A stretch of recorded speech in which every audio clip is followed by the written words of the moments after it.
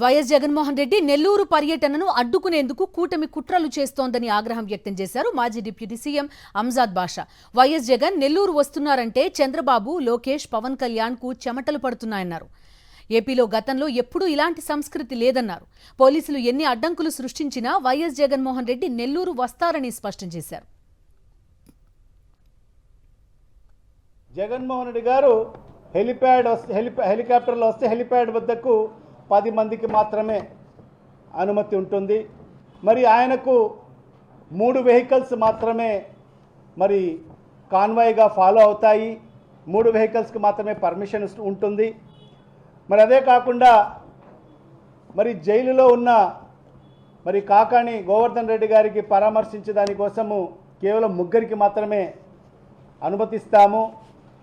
మరి అదేవిధంగా నల్లపురెడ్డి శ్రీనివాసరెడ్డి మరి ఇంటి వద్ద కేవలం 100 మందికి మాత్రమే మరి అనుమతిస్తామని చెప్పి ఇట్లా షరతులతో మరి కూడిన మరి ఈరోజు అనుమతులు మరి జగన్మోహన్ రెడ్డి గారి పర్యటనకు ఇవ్వడం జరిగింది.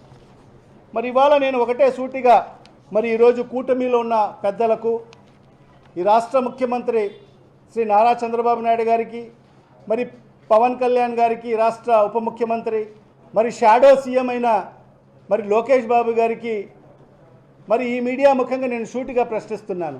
మరి ఇదే ఆంక్షలు గత 5 ఏళ్ళు మేము అధికారంలో ఉన్నప్పుడు ఇదే ఆంక్షలు పెట్టింటే, అయ్యా లోకేష్ బాబు నువ్వు ప్రజాగళం అని చెప్పి పాదయాత్ర చేసేవాడివా?